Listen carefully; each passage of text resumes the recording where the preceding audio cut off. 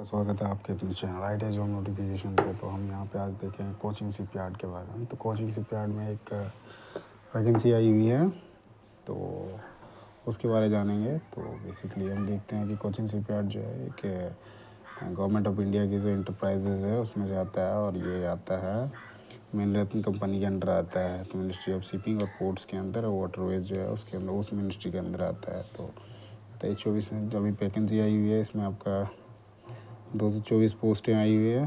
तो इसके important date जो हैं, डेट आपके हो गए 16 तारीख से स्टार्ट है और 30 तारीख तक लास्ट है। तो दिसंबर 30 तक ये लास्ट है। एप्लीकेशन फ़ी जो होगी इसमें, ये आपका 600 होगा जनरल का, ओबीसी का और ईडब्ल्यूएस का। एसटीएससी और पीडब्ल्यूडी के लिए कोई फ़ी नहीं है। एज लिमिट जो है वो आपका 18 से 45 साल है। मिनिमम 18 है, मैक्सिमम जो है 45 है। एज रिलैक्सेशन जो है वो इसके हिसाब से मिलेगा, जो रूल्स है उसके हिसाब से। तो वो मिलेगा एसटीएससी को, पीडब्ल्यूडी को और ओबीसी को, बाकी ये दोनों को नहीं मिलेगा। सैलरी में देखते हैं तो सैलरी जो है उसके हिसाब से है। तो नोटिफिकेशन हम देखते हैं, उस पर भी दिख जाएगा थोड़ा।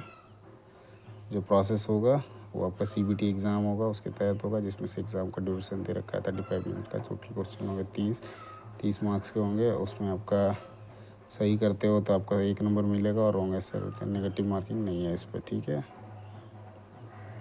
अब जैसे इस पर देखते हैं हम, तो आईटीआई से जो क्वेश्चन होंगे आपका वो 20 क्वेश्चन होगा, और जनरल सेक्शन का है 10 नंबर, टोटल 30 नंबर का क्वेश्चन है।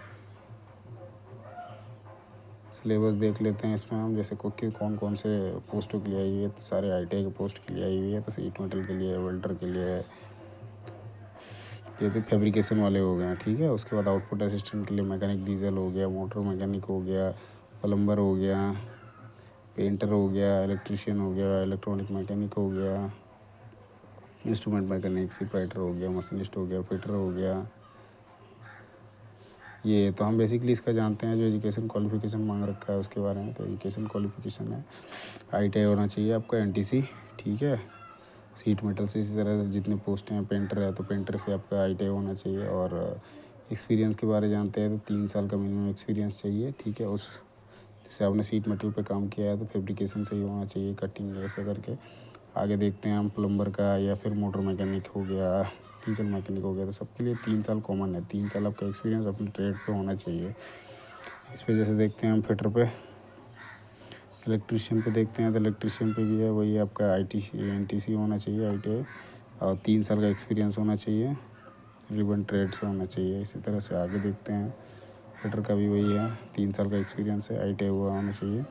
अब पोस्ट जैसे देखते हैं तो अलग अलग पोस्ट करके, सीट मेटल के लिए जो है 42 सीट है टोटल, जिसमें से अलग अलग कैटेगरी में अलग अलग बांट रखा है। वेल्डर का भी वैसे ही है, एक सीट है जनरल की, एक सीट है एसटी की, तो 2 सीटें हैं। इसी तरह से बाकी सबकी भी सीटें हैं। अब जैसे देखोगे, इलेक्ट्रीशियन का है, प्लम्बर का है, पेंटर का है। टोटल सीट जो है वो 224 सीट, जो 224 सीटें हैं। और ये है, बाकी नोटिफिकेशन पे हम देख लेते हैं, कुछ ज़्यादा चीज़ें होगी तो उसमें हम बताते हैं आपको। चलो चलते हैं नोटिफिकेशन पे हम। ऑफिशियल नोटिफिकेशन पे, ठीक है। तो ऑफिशियल नोटिफिकेशन में हम देखते हैं, तो इस पर जो चीज़ें अभी बता रखी थी, मिनिमम 3 ईयर का जो एक्सपीरियंस चाहिए, आईटीआई चाहिए, वो चीज़ें तो सेम है। आगे चलते हैं हम, जो अलग कुछ मिलेगा उस चीज़ के बारे में बताएंगे। तो मार्क्स का जैसे मैंने बताया था 30 नंबर का है, बाकी प्रैक्टिकल है उसमें जो 70 नंबर का है। तो ऑनलाइन डेट बता रखा था 16 दिसंबर का है, जो स्टार्ट हो गया है। 30 दिसंबर लास्ट डेट है। सब पोस्टों के लिए बता दिया था क्या एक्सपीरियंस चाहिए। 3 साल का मिनिमम एक्सपीरियंस चाहिए, आईटीआई चाहिए, किसी भी ट्रेड से। जितने ट्रेड दे रखे हैं, 10 ट्रेडों का आया हुआ है, 10 दो 12 का आया है। सीटें बता दी थी, सीटें किस पे कितनी है नहीं है आप देख सकते हो। बाकी आप इसका नोटिफिकेशन पे भी आप देख सकते हो। तो आईटीआई जॉब नोटिफिकेशन जो आपका टेलीग्राम में चैनल है उसमें मैं डाल देता हूँ, तो आप वहाँ से भी डाउनलोड करके देख सकते हो। आप वहाँ से भी जुड़ सकते हो, और जो भी इन्फॉर्मेशन आती है मैं उधर डाल देता हूँ, तो आप वहाँ से भी चीज़ों को एक्सेस कर सकते हो। हाँ, आपका कॉन्ट्रैक्ट पे है, ठीक है। ये जो भर्ती आई हुई है ये कॉन्ट्रैक्ट पर भर्ती है, और 5 साल की है। 5 साल का कॉन्ट्रैक्ट है इसमें। तो जो पहले इसमें आपका जैसे प्लेस और पैसा जो आपको मिलेगा, तो कंसोलिडेटेड आपका 23,300 है, ठीक है। वो आपका 3 साल का एक्सपीरियंस है उस पर है 23,300 है, ठीक है। उसके बाद कंपनसेशन एक्स्ट्रा दिया जाएगा, जो आप काम करते हो एक्स्ट्रा घंटे पे पर महीने के तकरीबन वो आता है 5,830 रुपये तकरीबन आपका आ रहा है। 29,000 कुछ रुपया मिलेगा आपको इन हैंड। आगे देखते हैं हम। एज क्राइटेरिया मैंने बता दिया था, अपर एज लिमिट जो है 45 ईयर है, और ये 2024 30 दिसंबर 2024 तक होना चाहिए, वहाँ से ज़्यादा नहीं है। बोर्न जो होना चाहिए इसके बाद 31 दिसंबर 1979 के बाद का नहीं होना चाहिए, पहले का है तो वो एलिजिबल है, ठीक है। जो PWD कैंडिडेट है वो 50 साल तक एलिजिबल है। बाकी जो ST SC OBC हैं उनका आपका 3 साल का है, और ST SC का 5 साल का है। अभी जैसे मेथड ऑफ सिलेक्शन में जैसे हमने बात करा था, तो इसमें खाली फेज 1 ऑब्जेक्टिव टाइप का बात करा था, 30 नंबर का था। फेज 2 में है आपका, इसको देख लेते हैं, टेबल 3 में दिया हुआ है मेथड ऑफ सिलेक्शन में। तो अभी हमने बात करा था मात्र 13 मार्क्स 30 मार्क्स का, ठीक है। तो प्रैक्टिकल में इस पे होगा, प्रैक्टिकल है वो 70 मार्क का है, और टोटल 100 मार्क्स है, ठीक है। इसमें आप जो पहले पेपर दोगे उसमें जैसे टाइम मैंने बताया था कि आपका टाइम रहेगा 35 मिनट का, जो आपका 30 क्वेश्चन सॉल्व करने के लिए। इसमें पार्ट ए बी और पार्ट बी का रखा है, तो उसमें 20 क्वेश्चन एक में है और एक में 10 क्वेश्चन में है। स्टेट्स आपके 20 रहेंगे और 10 रहेंगे जो जनरल रहेंगे। अब जो मिनिमम जो होगा फेज 1 में कौन इस पे होगा, तो EWS का 50% मार्क्स होना चाहिए कम से कम, तभी जाके जनरल और OBC जो हैं, सॉरी जनरल और EWS कैंडिडेट जो हैं 50% आएंगे, तभी जाके वो उस पर पास करेंगे। और ज़रूरी नहीं है कि आप पास ही करिएगा, तो उसके एक क्राइटेरिया होता है कि कितने गुना लड़कों को बुलाना है, उसके हिसाब से बुलाया जाता है। तो आप मान के चलो 50% लेके आते हो तो आप लगभग हो, क्योंकि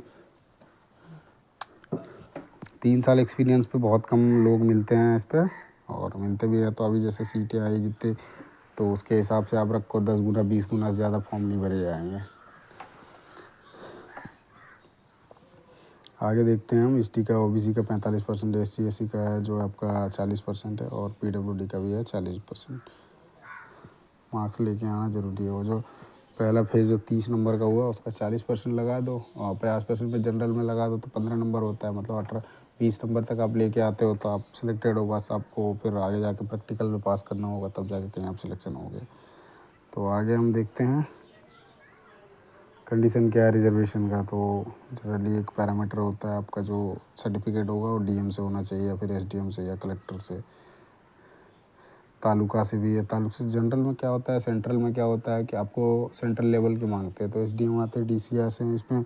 इसमें दे रखा है तालुका मजिस्ट्रेट दे रखा है, एग्जीक्यूटिव मजिस्ट्रेट दे रखा है। तो ये मजिस्ट्रेट का ही बात कर रहा है, या कमिश्नर का बात कर रहा है, तो वहाँ से आपको बने होना चाहिए।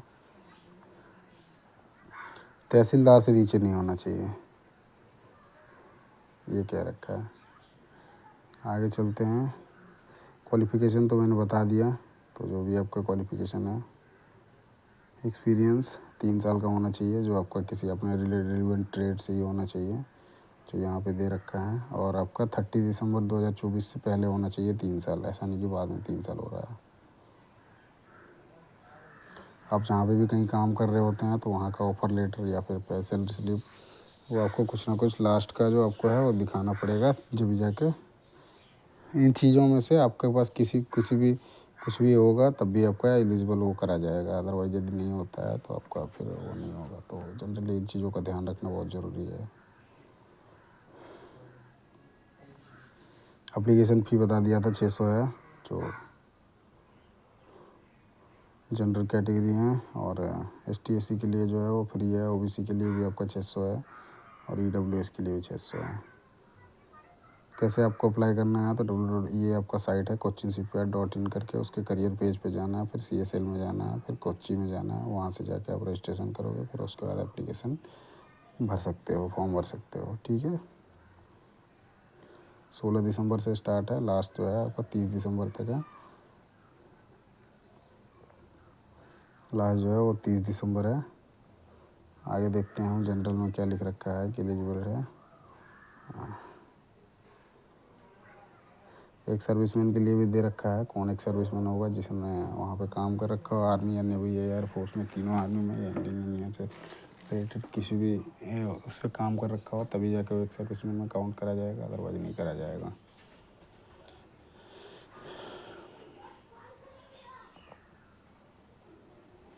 आप जैसे पेपर देने जाते हो तो हाँ पहले आते हैं एलिजिबल। यदि आपकी एलिजिबल फॉर्म भरते हो और एलिजिबल नहीं है तो आपका फॉर्म जो है रिजेक्ट हो जाएगा। और TADA जो है आपका, जब प्रोसेस में आप करोगे, एग्ज़ाम देने जाओगे, प्रैक्टिकल देने जाओगे, तो आपको पैसा नहीं वापस दिया जाएगा। TADA बेसिकली होता है, TA होता है ट्रैवलिंग अलाउंस होता है, और उसी पर DA मिलता है जो डेयरनेस अलाउंस होता है, तो वो आपको नहीं मिलेगा। आपको जैसे पोस्ट होगा एडमिट कार्ड जो है वो भेजा नहीं जाएगा, तो वो आपको डाउनलोड करना होगा। तो उसी पे आपका www.cochincpr.in में आपका जाओगे, वहाँ पे करियर पेज में जाओगे, कोची CSL में जाओगे, फिर कोची वाले कॉर्नर पे जाओगे, वहाँ पे आपका करियर पेज में आएगा। वहाँ से आप जाके फ्रिक्वेंटली चेक करके आप उठा सकते हो, अपना डाउनलोड कर सकते हो कॉल लेटर इशू करके, फिर वो आपका प्रोसेस में जाएगा। अब जाके पेपर दो, आगे का सिलेक्शन फिर होगा। तो इतना ही दोस्तों, कैसा लगा वीडियो ज़रूर बताइएगा, ठीक है। और ऐसे ही वीडियो प्राप्त करने के लिए, हमसे जुड़ने के लिए ITI जॉब नोटिफिकेशन के चैनल को सब्सक्राइब करना और वीडियो को लाइक करना ना भूलें। धन्यवाद। और अपना ओपिनियन ज़रूर बताएं कैसा लगा वीडियो, इस तरह के जो भी वीडियो हैं, ताकि मैं आगे भी अब वीडियो बनाता रहूं आप लोगों के लिए। धन्यवाद दोस्तों।